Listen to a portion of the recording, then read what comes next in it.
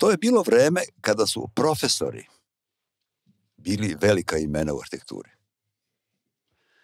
Da ne pominjem Zlokovića, Deroka, Dobrovića, Martinović i tako dalje. Serija profesora koji su bili velika imena i velike ličnosti, što je vrlo važno, sa velikim kulturnim profilom, jakim kulturnim profilom. To su bile knjige njihove studije, koje su nama služile kao udžbenici.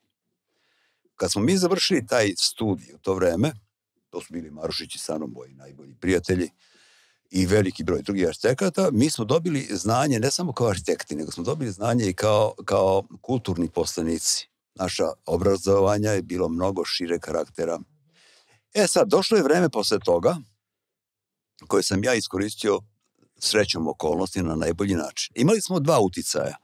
Jedan uticaj je bio sa zapada, američki naročito, jer su Amerikanci ono vreme preko svojih fondova i tako dalje pomagali ovaj deo Evrope, pa su nas slali u Ameriku i druge zemlje evropske i neke evropske zemlje da se usavršavamo. To je dakle uticaj sa zapada. A s druge strane postoje još uvek uticaj sa istoka, pošto to je bila komunistička država. Lenjin je još uvek bio aktuelno ime, ali ne onaj Lenjin iz doba kasnih 20-ih kad došao Staljin i tako dalje, nego doba nove ekonomske politike, NEP takozvani u Rusiji, kada je Lenjin formirao jedan novi ekonomski program koji je bio vrlo interesantan. Kad smo radili generalni plan Beograda, ja sam bio poslat na specijalizaciju u Ameriku. Svinja se, to je, o kom planu tačno pričamo? 72. Generalni plan 70. To je zlatni, to je nečuveni zlatni. Tako je. On je imao dva uticaja. Ja sam dobio zadatak 1970. da odem na 2 godine tamo da specijaliziram urbanizam i regionalno planiranje. A s druge strane, Milutin Glavički, veliko... U Ameriku na MIT. Na MIT, da. Što je to je velika škola bila u ono vreme. Danas više nije tako u tom pogledu planiranja. A s druge strane, Milutin Glavički, koji je bio rukovodilac generalnog plana Beograda sa Aleksandrom Đorđevićem, je bio ortodoksni poklonik Lenjinovog NEP-a, novog ekonomskog programa. Kad smo mi suočili taj zapadni i ovaj istočni model, evo ja sad pripremam knjigu, bit će štampana ovih dana, kako se kali urbanizam, gde sam u članku, odnosno to su materijali koji sam ja radio i pisao, ali koji nikad nisu objavljeni. 71. 72. teze o unapređenju prostornog planiranja grada Beograda. To sam ja u razgovoru sa Glavičkim, 3 noći smo pričali kako da unapredimo sistem, a ja sam to onda zapisao, napravio, on je to pregledao, parafirao i rekao ovo je savršeno. To je išlo na Skupštinu grada Beograda, usvojeno kao politika gradska oko unapređenja planiranja. A tu su bila suočena dva modela, kapitalistički i komunistički. On je sa svoje strane marksistička teorija, koja, pazite, ona je odbačena onako iz političkih razloga, ali ona još uvek ima aktuelnosti tekakvu.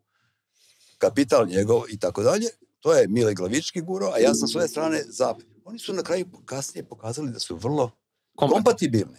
Ali profesor, prosto je fascinantno ovo što sad slušamo, da jedan čovjek, koliko sam shvatio, iskusniji arhitekta i vaš nadređeni u tom trenutku i mlađa ekipa zajedno sa vama u tom timu, u tom sinteznom odboru za pripremu tog plana, imalo potpuno ekvivalentne stavove i imalo je stručnu raspravu pre javne rasprave, pre odbrane pred vlastima, znači stručnu raspravu 3 noći, mislim. Da, ili možda i više, verovatno. Pa te tada bio veoma mlad. Ali je u to vreme imao si već autoritet nekakav u zavodu i u struci sa 30 godina. To je fascinantno. To je izuzetno.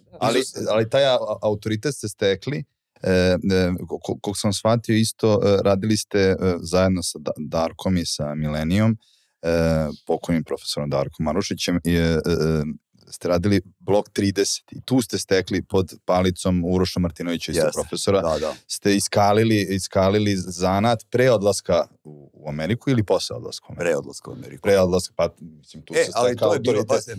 mene je Amerika bila neka vrsta trežnjenja.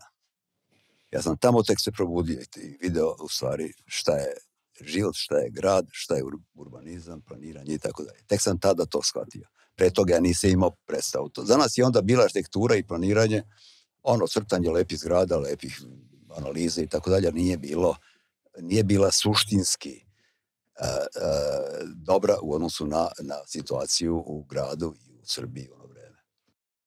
A koje su to sve, sad ste spomenuli da ste puno toga naučili, da se probudilo, vi ste spomenuli meni, i to ima isto, čini mi se, ima u knjizi taj tekst o gradu budućnosti, odnosno dinamičnim sistemima. Možete malo da nam pojasnite, meni to bilo vrlo interesantno, taj dinamični sistem Jaya Forrestera, ali tako, i Denisa Meadowsa.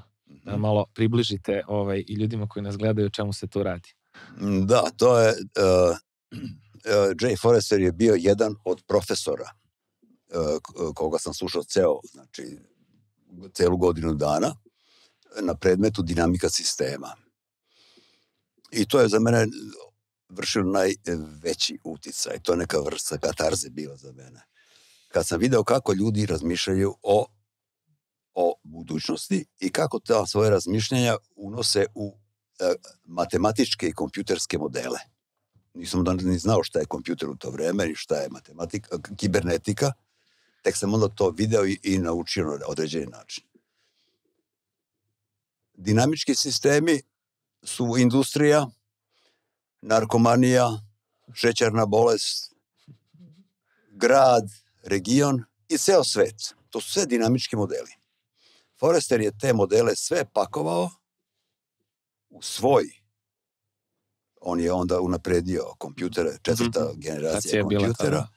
On je to uneo taj modele i onda je on to prikazao i na neki način definisao preko knjiga koje su na vreme štampane 70.